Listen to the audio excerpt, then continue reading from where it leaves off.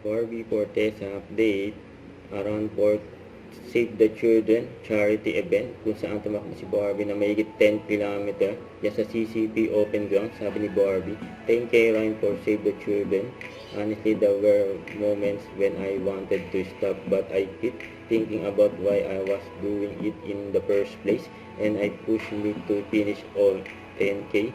Legs are tired, my heart is full. Happy Saturday everyone, Sa pangalang kain ni Barbie, taho is life. Ayan, siyempre, sa kumain pag umaga, taho.